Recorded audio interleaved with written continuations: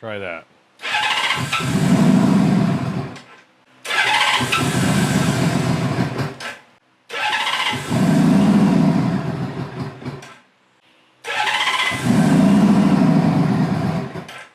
Yeah, I can only get it to fire up on full enricher. Contact.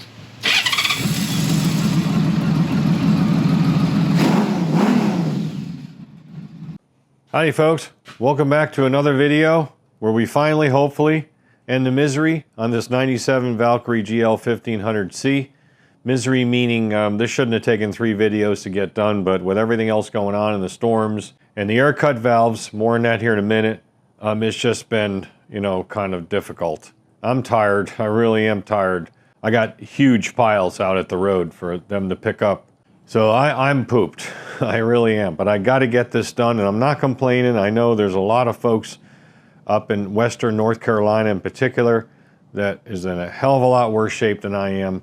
South Carolina too. I'm not complaining, and again, our thoughts are with them, but I'm just saying I'm pooped. So if I seem a little bit, you know, a little bit under the weather kind of thing, I'm just exhausted. But I got to get this done, and I don't want to shortchange you guys as far as the content, because what we're going to cover once we set up here, we're going to cover the highlights again to make your life easier in regards to putting these carbs back together. You know, things that I've learned and picked up. Not the deep dive stuff. You can look in the playlist for all the other Valkyrie videos where I really go into it deeply on, you know, the disassembly and the reassembly side.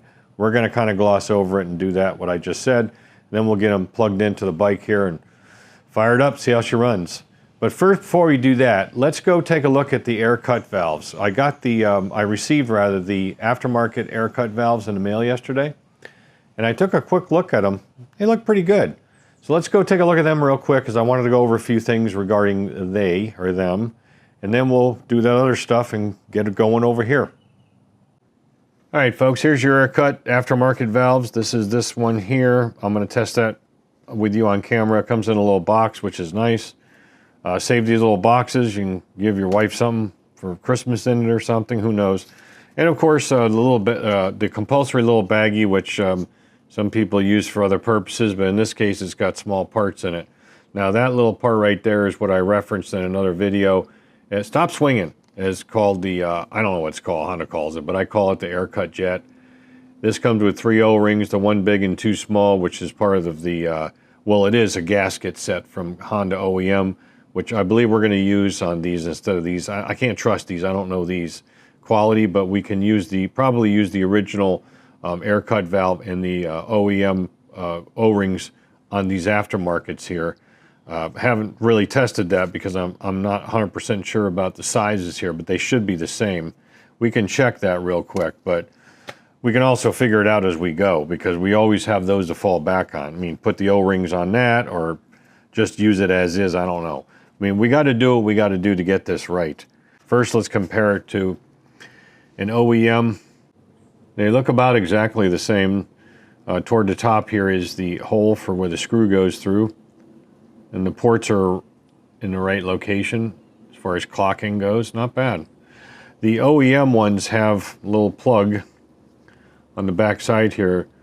Back in the day when Red Eye Rich was making the entire kits, this was one of the things he included in the kit. Was actually, this is an aftermarket. There it is. This is one of the things that he included in the kit, was these little plugs. And these particular ones, I took these out because they were all loose. I thought that was originally the source of the vacuum leak, and I glued them in, and that didn't solve it. So really, you shouldn't really do that, but unfortunately I had no choice because they were scrapped anyway. I'm trying to save them. So here's the aftermarket. It has a similar plug on the side of it. It is rubber. You can pop that out again. So they did it pretty much exactly like a OEM valve. The only thing I don't like about it is there is a little bit of roughness around these openings, like where the plastic molding broke off. Didn't really clean it up too well. We can deburr that and make it look a little bit better. Otherwise, yeah, I'm overall pleased with it. What's the proof is in the pudding, though, is do they function? So the first thing we're going to do is pull a vacuum. Now this vacuum pump even though it's brand new, it's Chinese junk, and I've already had to take it apart like 3 times and replace the O-ring on this piston in here, which I didn't have the correct size, so I had to make one by gluing it together with super glue. So it's not perfect, but it's good enough. Piece of crap. So let's go ahead and pull a vacuum on it first to make sure it holds. Go up to about 15. If you see a little decay on the gauge, that's this, because it's just not holding vacuum very well, but right there is pretty good. Now I pulled out my original copy of the Red Eye Rich instructions that came with the kits he used to make, and he has pretty detailed instructions on testing these air cut valves, which is pretty simple to do. What you do here is you just hook another hose up to this guy right here, which is the longer one that would take that larger O-ring, and then you pull before you pull a vacuum on it, you should be able to blow it. You blow through this, and the air will come back out the other hole that air jet fits into, which it does. And as you pull a vacuum on the diaphragm, he says, and this is the case on every one of these I've ever tested, that at about 15 inches of mercury, when you blow on this one over here, the one you just tested on, it should close off. I feel it trying, but I have never found even an OEM one in perfect condition that would stop airflow till it got up to about 17 or 18, which that one is almost there. Let's go like 19. And there it is. So this is behaving exactly like I've seen the OEM ones do. 15 is just not enough. I don't know, maybe it is altitude it is, but 15 inches of mercury has never been enough even for a properly functioning air cut valve on the many of them that I've tested on these Valkyrie jobs. So at this stage, I would consider this a pass. So we're gonna go ahead and set that aside. Test all the other 5, clean them all up, get ready for installation. Then when we come back, we'll be reset up, as I said before, and we'll start getting this thing done. But these air cut valves are pretty nice. Now, if they continue to function properly, I will be very pleased, obviously. But regardless of that, I will certainly update you in future videos if something happens, which I hope it doesn't. But even if you're interested in getting these or not, I'll just put the link in the description for the eBay sale. I did notice the seller has other air cut valves for other Hondas as well that look similar to this. I don't know if they're exactly the same, but they are a different price. So you might be interested in checking out his eBay store for that stuff. But yeah, pretty nice. I think these will hopefully they hold up, but they certainly do work.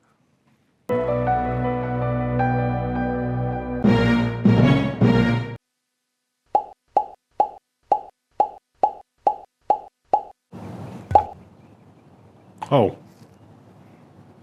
budget cuts.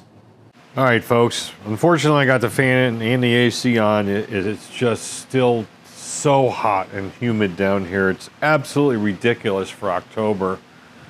So let's start organizing. Just like we talked about in the last video, where you got 4 and 2. Let's get the 2 out of the way. We don't need to deal with them. We'll go ahead and put the bracketed carbs together first. This is the back side that you can see. You know, that's why it's chromed. And this one goes up here, where it's toward the front. And this space, the whole reason why these 2 front carbs are kind of orphaned out the front like this is because there's this thing sticking out, I'll have to show you later, for the fan, like a little cover for the fan that kind of sticks back in here. They couldn't have a bracket up here because it would interfere with that. So the bracket is back here that connects everything together. Again, we can use this to our advantage. We can just get these, let's take 1 and 2, just put them aside and not even deal with them. So that would be tip number 1, is just deal with kind of a reverse order of how we took these things apart. We took 1 and 2 off first and we shoved them over to the side, and then we dealt with the other 4. So let's reverse that. Let's put the other 4 back together first, and then we'll stick these guys on from the end, which is pretty easy to do. First thing we got to do though is we got to put these new air cut valves on. And those are the replacement ones that I just showed you earlier in this video. I'm not going to use this guy here because I don't trust the O-rings in it. So we are going to use just the air cut valve, and what I have over here is I have air cut valve O-rings, enough sets of them, 6 sets of them actually. This is the part number if you're interested. And we also have the air cut jets right here. I'm going to stick them on the original jets. Where did I put them? Right here. You can't screw this up. You just got to put the small O-rings on the jet itself, and then you put the big O-ring on the valve itself with a little bit of silicone. That's what I like to use, silicone grease. Now I also recommend when you do this, this is another tip, get Red Eye's bag kit for the replacement screws for the ones that come out of the carburetors that hold air cut valves in. It doesn't matter whether it's aftermarket air cut valves or the original. And I'll show you why here. These are done with a self-tapping screw. The original screws are self-tappers. So that saves them 2 cents, I guess, on labor. So Red Eye Rich always recommended changing these out. So when you get a new set of screws like these, or if you go to the hardware store, get the appropriate size ones. But these come with the washers and the lock washer. I really like these, so I recommend them. But regardless, what you want to do with this is take one of the original screws, the self-tapping screws, put it back in the hole before you put a new air cut valve in, or the old air cut valve in. Do not cross thread it. You got to run a tap through these. It should be an M5, but you shouldn't have to. And what you want to do is you want to make this hole a little deeper with the OEM screw that came out of it, because it is a self-tapping screw. It's only going to go a little bit more because the hole depth isn't that deep. You just want to cut a couple more threads in it until it stops. Now they're going to be ready for that, because these screws will, I think, bottom out into the area where there's not enough threads if you don't do that, if I'm mistaking that or screwing that up. So I'll put a little bit of silicone grease on this. And inside the air cut valve, so the big section is in here and the little section's inside there. Because when you take these out, it always leaves the O-ring in there, but you can always look on a parts fish and see how they go. But this smaller section here, that's going to go inside the carb, so you want to put the big section in here, like this. That would not go in the first time because the edges of that hole are too sharp, so I just took a Noga tool and I broke that edge. See, remember, these are the OEM ones. I don't know if they're going to fit in here. Yeah, I don't think we're going to be able to use these. They don't fit. All right, so I'm thinking about this here and working on it, and so I think I know what the problem is. Problem is that this hole right there is smaller. I gotta make sure I can see, and where you're seeing is smaller than the OEM one in the same location, because that'll fit right inside there. And you can feel it too. I'm not even gonna measure it. Like if you I put a reamer in there to see if I could ream it out, and you could feel it. This is definitely tighter, but I don't have the right size reamer. This is like, I think it's 5 mil. Well, I'll show you what I'm gonna do here, but what I'm concerned about is, are they gonna be the right size for inside the carb? In other words, this part down inside here, are they gonna seal off properly? And is the size of this hole the same? So I guess we could test all that. But I'd still like to use the OEM O-rings. I just don't trust these O-rings because they're cheap Chinese junk. And I can tell you right now that the hole is different. You can see the difference in the size of that hole through there. The OEM one is on the left. You can see that's much bigger. So I definitely would like to use the OEM valve, or jet, whatever it's called, I don't know. So that's a problem. Well, maybe it's a problem. We'll see. So let's see what we got we can fix this with. I think we can probably use a 5 mil end mill. Now, most of you guys are not going to have end mills laying around. The reason why I can't use a drill is because it's flat bottomed, kind of like a flat bottomed girl. So we're going to go ahead and we're going to ream this out just carefully and blow the... I'm going to do it over here because I don't want to blow any chips in there. 1 minute, 37 seconds later. All right, well that worked, but it certainly wasn't very stylish. With 2 flutes, it wants to grab into that plastic.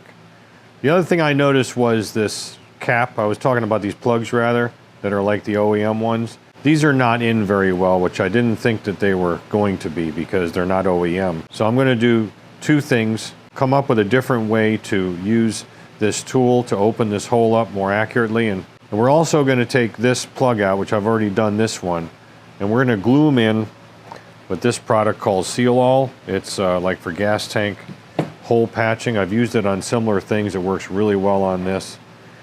And this one, like I said, is already done. This has to stay in. I can't take any chance of this plug coming out on any of these air cut valves. If they do, we have a huge vacuum leak to air. That's what we have to do. But I'll show you what we're going to come up with for the other 5 to do boring this out or opening this up a little better. I mean, if I had a 5 mil reamer, I could do this by hand, but I don't have any metric reamers. But we can do it like this, but I had to come up with something a little creative. Best way to do it would be in some sort of machine tool, so voila, we got ourselves a fixture. Where these come from is the batch of, I got a bunch of these from the place I got this vise. What they used to use these for was to make tractor parts. Now, if you're a fan of Max Grant, Swan Valley Machine Shop, you'll know what that means. If you're not, go to Max Grant's channel and watch some of his videos, and you'll know what he and I mean by tractor parts. It's a YouTube thing. They got a hard on about certain things. So basically what I did was I took one of these that they made some tractor parts out of.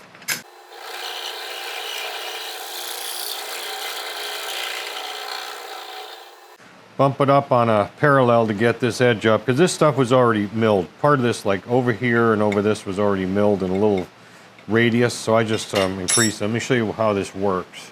This is machined to reference certain surfaces on the air cut valve itself. So if you take a look at the air cut valve here, you can see that the main part of the body of this thing, and I had to machine this out so it wouldn't get affected by, you know, the inside parts there, and raise this up, you know, cattywampus. So we've got it set up where it sits flat, and it just references the nipple, if you will. And there's a hole drilled in that spot. We can actually take one of the old screws. So all I have to do is pick up on this spot here, set my X and Y 0. We'll pop this plug out first, get it out of the way so I can blow it out, or just kind of lightly blow it out afterwards, because this and this are connected. They're right next to each other.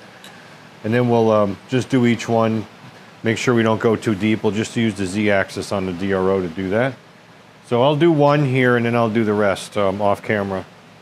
Went ahead and made a little pin in the lathe, and that way I can pick up on this this location. And I'm also going to pick up on the depth. Okay, so let me set 0, and I'll show you how we're going to do this. We're just going to move over, and we're going to go ahead and bump here.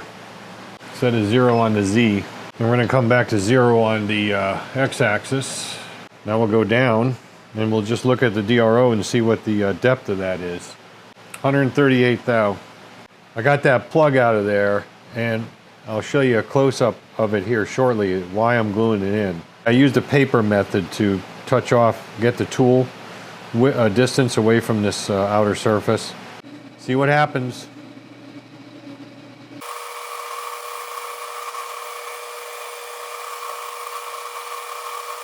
It's 138. It's pretty good. Let's take a closer look at it. Yeah, see, that's nice and clean. All right, here's the problem, in my opinion, with these plugs on these aftermarkets. Now you see there's a tapered end here. This end right here is tapered. That's to get it started. But this part, this main body of it, up to the head of it, there's no lip in it. The original ones have a little lip in that rubber where it snaps in. So the only thing really holding these in is the pressure of this little outer body area. And if this thing starts to weaken with fuel vapor or just over time with heat and cool, you know, because these carbs are going to get hot eventually, right, after it runs for a while, these could just fall out. So I'm just going to glue them in, but that's the problem I see with those. All right, let's try that again. We're kind of back to the same spot. There's our other O-rings right there, the OEM ones. You roll it around a little bit and she pops right in pretty good. Now, I mean, I couldn't get that to even start on without modifying this valve.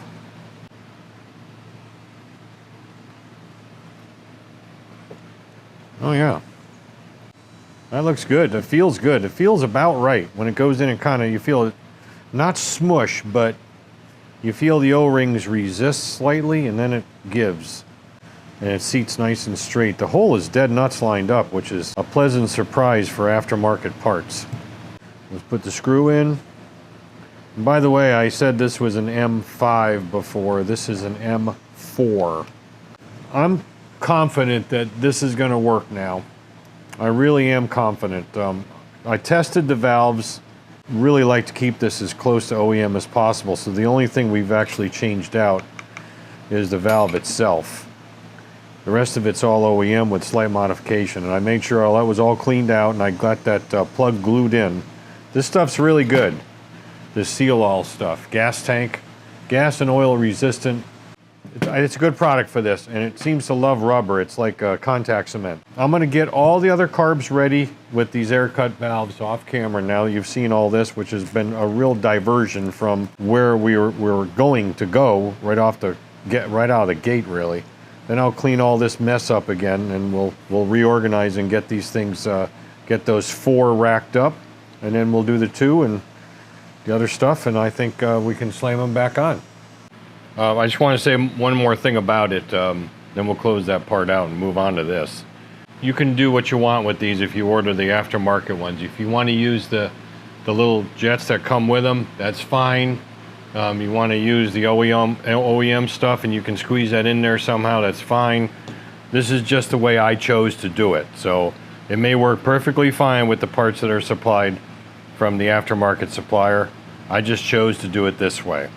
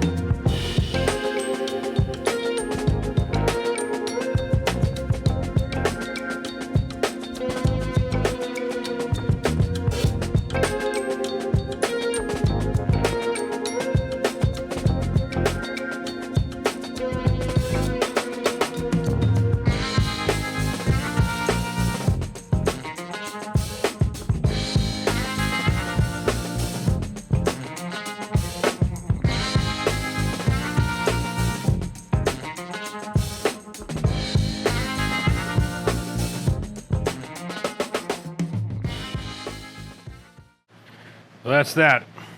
Explained in other videos in detail about the adjuster springs and the choke linkage and also the bench synchronization. So you need to look that stuff up on other videos. I cannot do any more as far as any detailed stuff on this video. I'm going to get the carbs completely done the rest of the way, and then we're going to get them to the point where we can put them on the bike and get them all hooked up and run this thing. Section on doing the air cut valves really consumed some time here, but I thought it might be interesting for you guys to see. And I will get this stuff done off camera and then bring you up to that point. I will bring you back though when we pressure test the rack upside down. We'll see how we did, because I never talked about the float valves in this particular rack. I had to reuse the ones that came out of it. They looked good because I had the same problem with the K&L ones, with the flow level being up too high, and I assumed it would be the same thing on the 97, on the 98 rather, where they weren't sealing right. It wasn't leaking before, and this rack, these carb interiors insides were terrible, as you saw. So they looked okay, so we reused them, but we'll talk a little bit more about it then. I'll go over the card briefly with you in a second, but wanted to show you the pressure test. Now, I did this yesterday afternoon before I closed up for the day, and I did find a problem, but I corrected it. I didn't film any of it, but it's pretty simple, so I didn't see a need. I'm just going to go over the procedure with you because I think this can actually help you a lot. So let me go ahead and turn it over first. We'll show you the pressure test because we're going to pressure test this, of course, with the weight of the floats on the float valves. And that will give us somewhat of a relative comparison to what it would do under fuel pressure. Right now we're at 6.5 psi, just a little over 6. Now you're going to get a little bit of decay on these. There's just no way around it. It could be my rig. It could be a number of other things. But for the most part, that's a really good reading when it's pretty solid like that. I mean, you're going to get a little decay. It's just the way it is.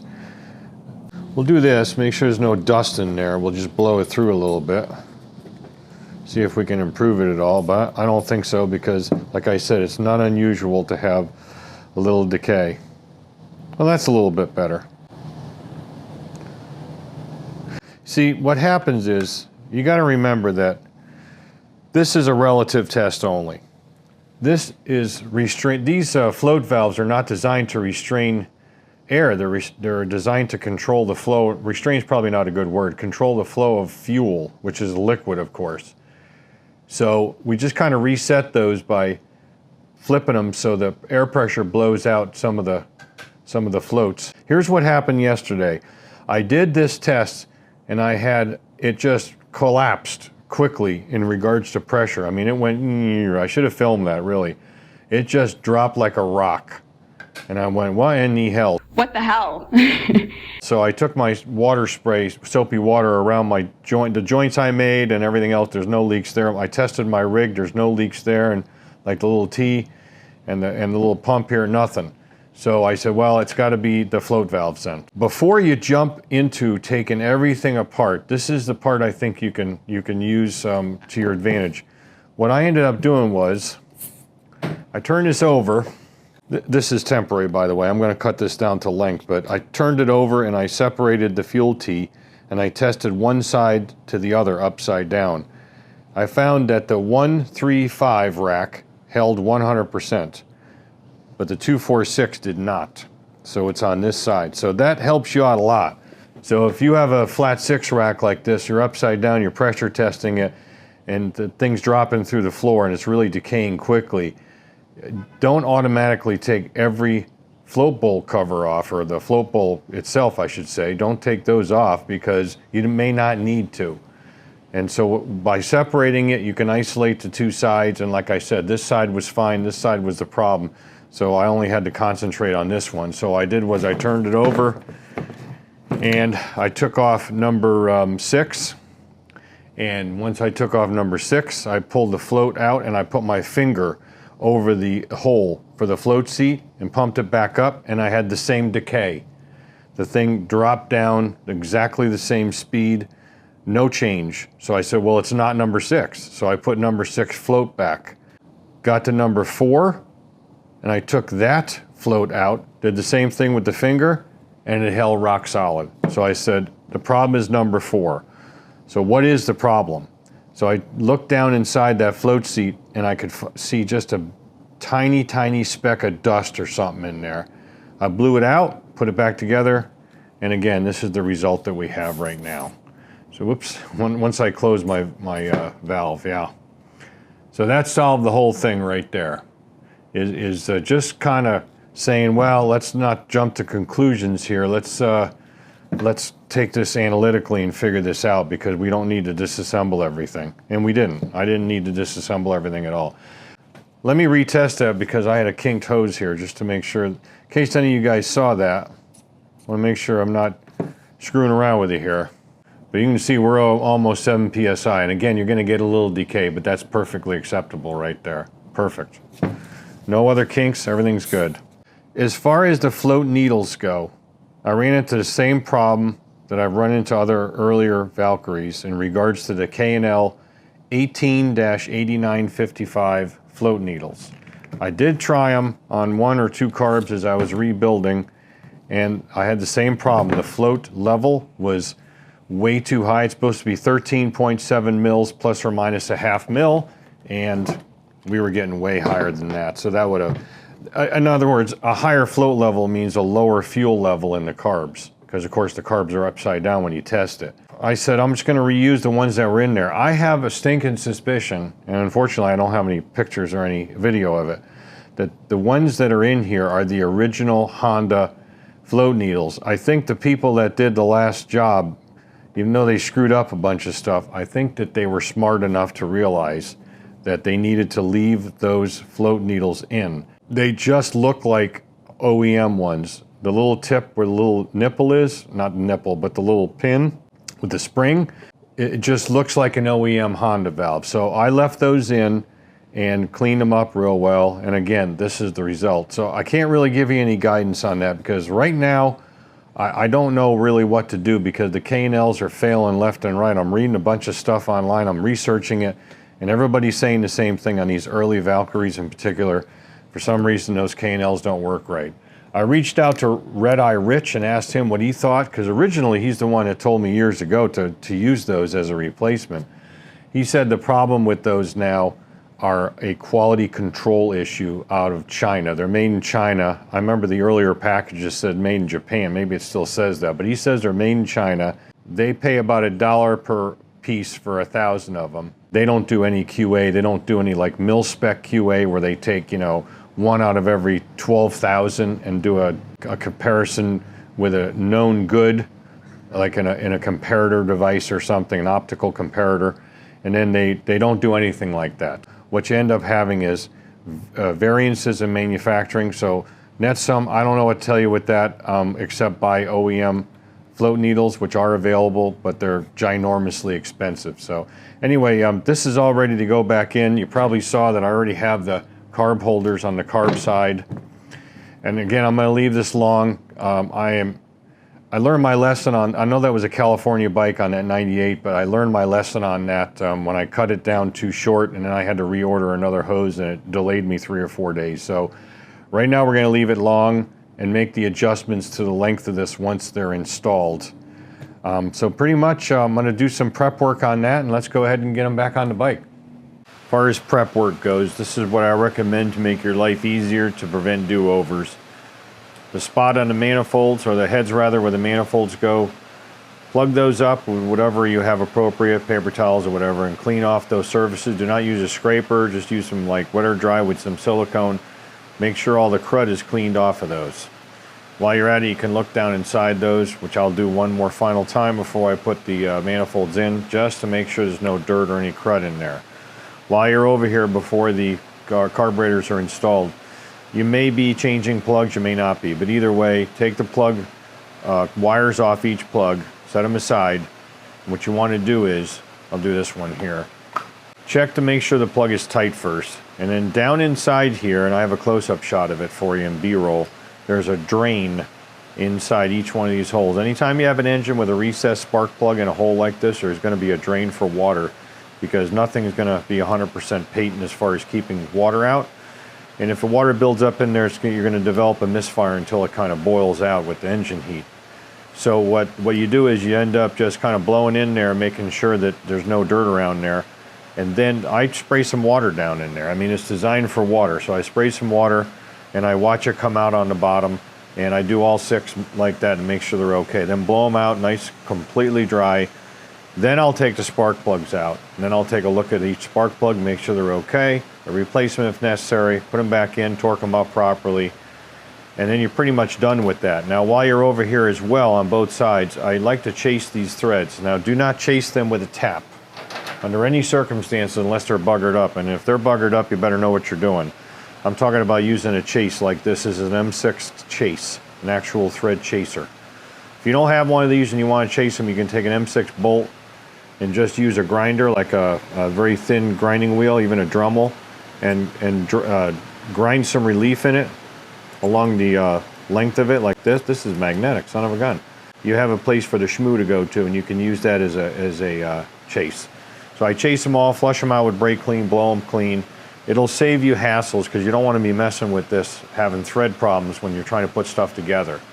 So that pretty much takes care of that as far as the spark plugs and the head surfaces and things like that. But you gotta not forget the other end of it, which is the manifolds.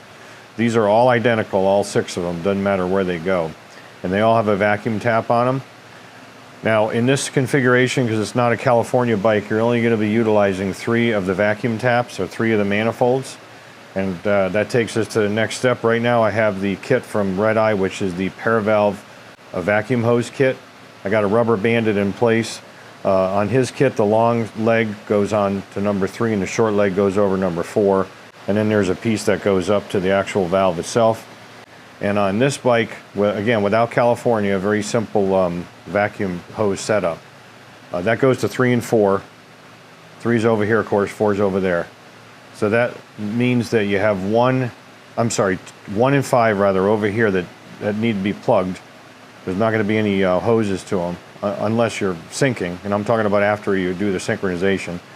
And on the other side, only 4 and 6 are going to get something. 4 is the other side of the paravalve, and 6 is for the petcock, which I have another kit from him as well, which I'll put in later. That one's easy to get with the carbs in situ. This one's a little harder because you got to go underneath here.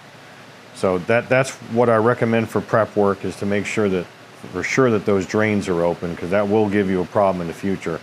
Clean up anything else you want to clean up, but definitely do that, and I make sure all the threads are good and stuff. So that pretty much brings us to, because I have all the drain hoses laid out as well. That's going to have to be adjusted in, but that pretty much brings us to where we can start putting them in, I believe. So let's go ahead and do that. I'm going to have the camera over here because the sunlight over that side is coming in, and it's really bad light right now. And I'll just do it real quick. We'll just get the carbs in. I'll bring you back when we get up to a certain point, but I did want to go over some of the stuff that I recommend that you do as prep work, again, to make your life easier and prevent having to do a do-over, little do-over issues you want to prevent.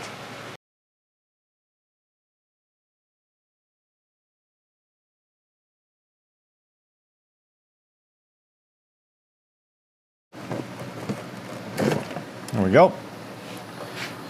The wires really give you a pain in the butt. They really do. The only thing you really got to watch out for here is to make sure you're not laying the carb weight down on that crossbar, like something sticking up. You just don't want to mess with that crossbar at all.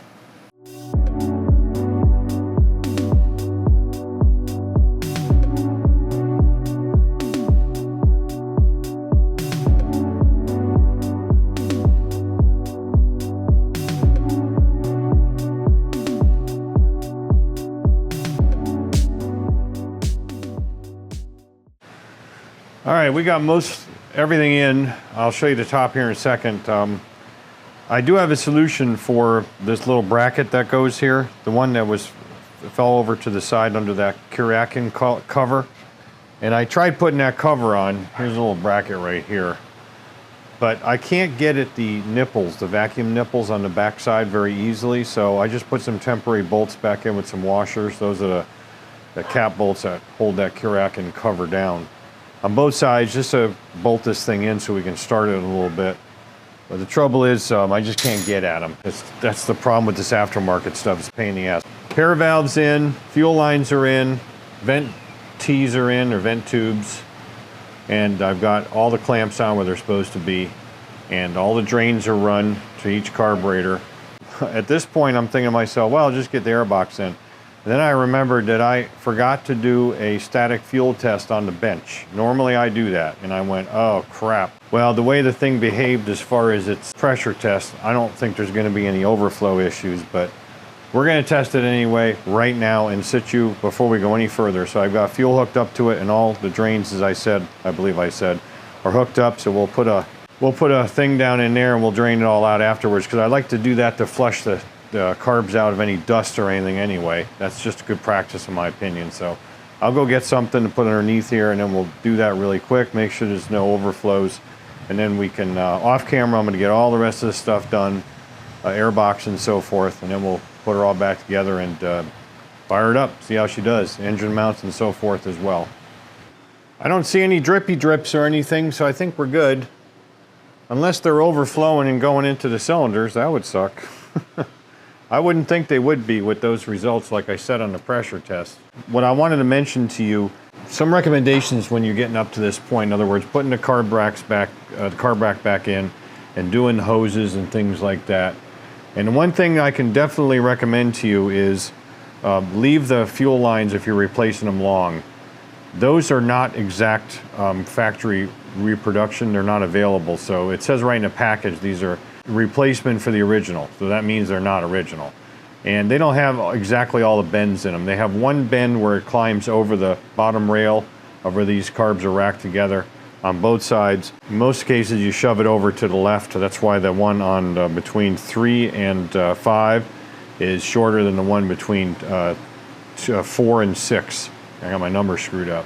And so that's what I ended up doing. I pretty much duplicated what was in there, but I learned my lesson on that last one. I'm leaving them long. I recommend you do the same thing. And before you get the paravalve, or while you're getting the paravalve and stuff in, then adjust your length, your final length as far as your fuel lines go. That way you can accommodate for this pair hose that goes up in the air box and anything else. And especially if it's a California bike, you're gonna have to do that, because you're basically stuffing 9 pounds of shit in a 5-pound bag, maybe even 10. That's what I recommend you do on this, is just leave those long, lay out your hoses first. I got all the pair lines ready to go for number 3 and number 4, the pair valve vacuum hookups.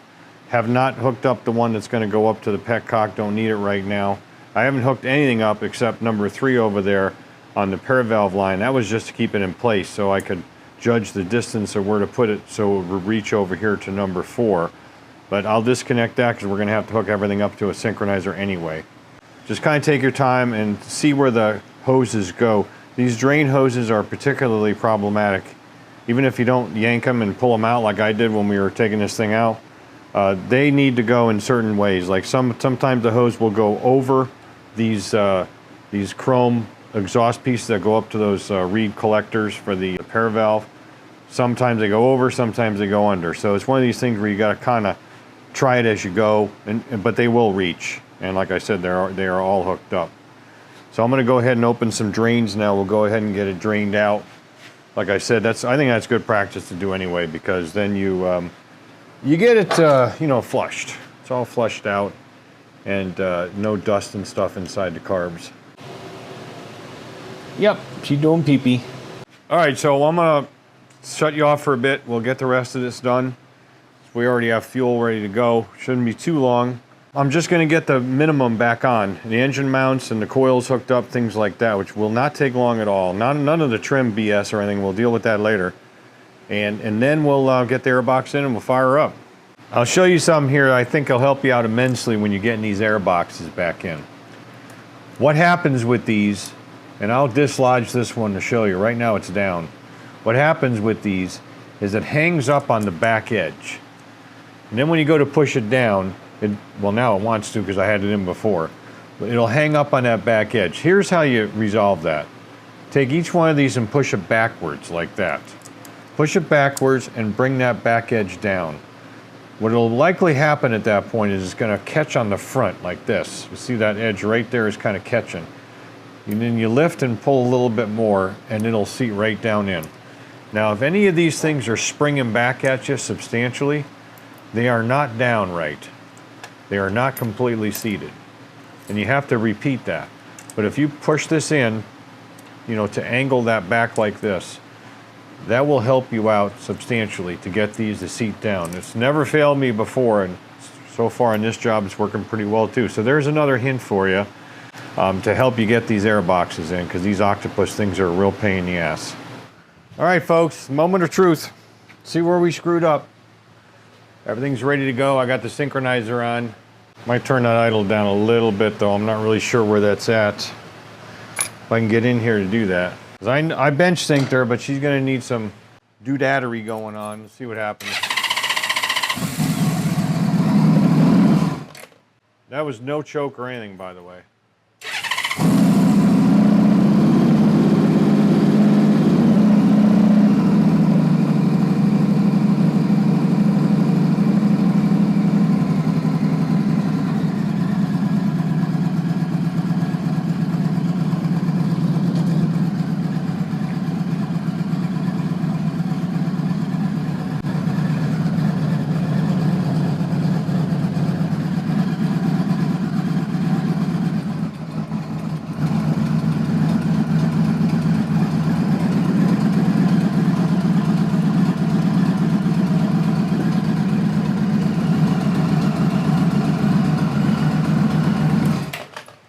Or I gotta switch over 2 of them now. I'm pretty close on 1, 3, 5, and 4. All right. Oh yeah, that would do it. 2 is way off.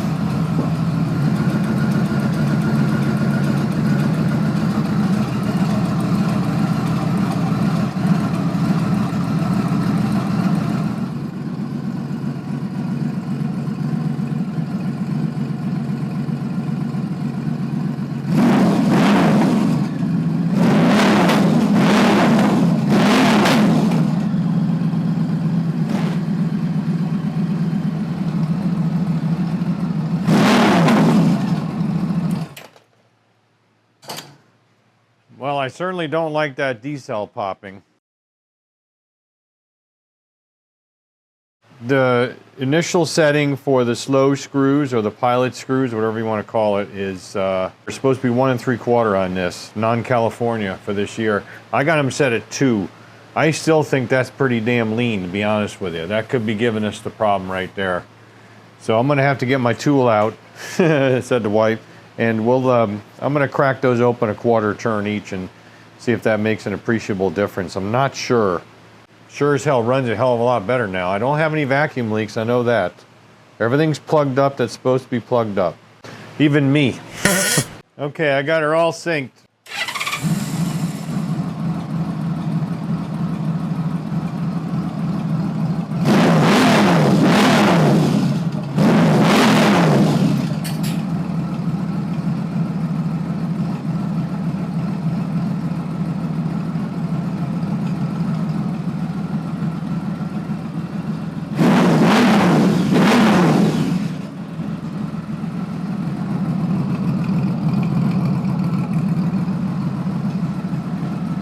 That popping, as I suspected, was because I had the pair valve unhooked while I was syncing it. She sounds a hell of a lot better than she did before, but I'm gonna, I gotta take a break now and go do some stuff. So I'm gonna shut the fuel off, disconnect the battery just for safety.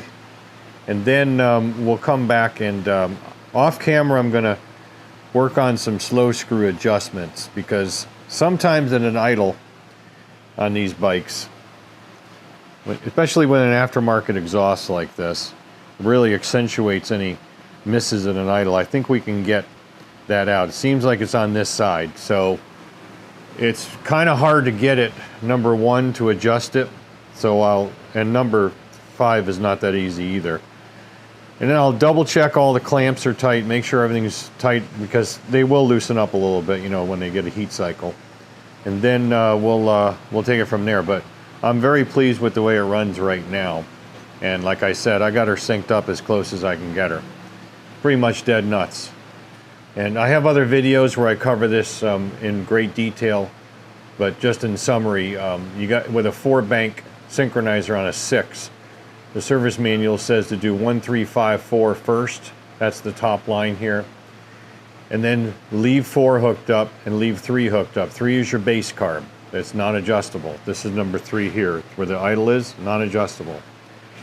So we leave 3 hooked up, we leave 4 hooked up. So we have 1 on this side hooked up and 1 on that side hooked up. And then we switch 5, which is this carb over here, and in this case I put it over on 6. And we take number 1 and we put it over on 2. And so then I just go off of this line when I do that bank. Well, really you're only doing 2 of the 4, but you use number 3 as your base, and you use number 4, which you've already synchronized theoretically, as a reference, and then just do 2 and 6. So I did it twice on each bank, so each round, if you will.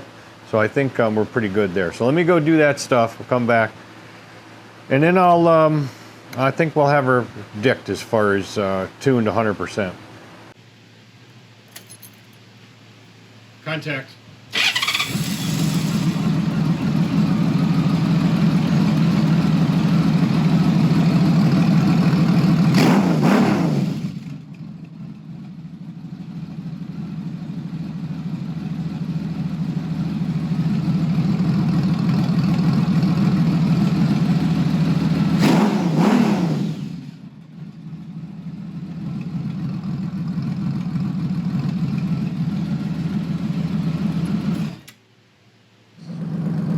cut the 6 and the 6. It's running good.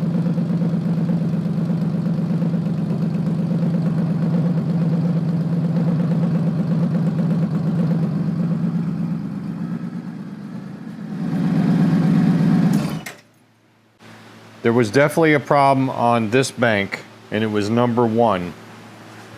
And so I had to turn, well, I kind of lost count of the turns because it's so hard to get at. I lost my feel on my adjuster tool.